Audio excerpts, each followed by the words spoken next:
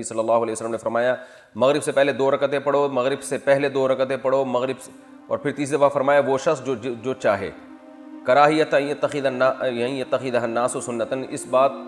کو ناپسند کرتے ہوئے کہ لوگ اس کو سنت نہ بنا لیں۔ متفق علیہ حدیث ہے۔ اس بیس پر امام شافعی، امام احمد بن حنبل کا مذہب یہ ہے کہ مغرب سے پہلے بھی 2 رکعتیں پڑھی جائے گی۔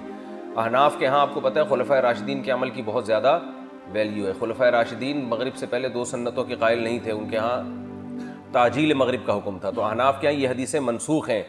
اور بعض حنفیہ نے اس کا یہ بھی جواب دیا ہے کہ یہ اس زمانے پر محمول ہیں کہ ابتداً نبی صلی اللہ علیہ وسلم نے ان کو حکم دیا تھا تاکہ یہ پتہ چل جائے کہ جو مکروہ وقت ہے نا نماز کا وہ ختم ہو چکا ہے غروب آفتاب کے بعد۔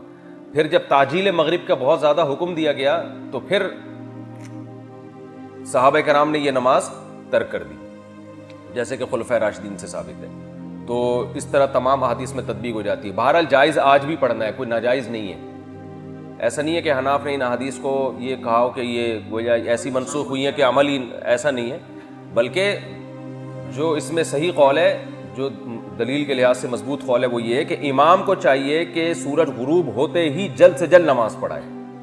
امام کی تاخیر کی وجہ سے اگر کسی کو وقت مل جاتا ہے تو پڑھنا وہ بہرحال افضل، کیونکہ تاخیر تو ہو گئی نا۔ جیسے رمضان میں تاخیر ہوتی ہے امام کو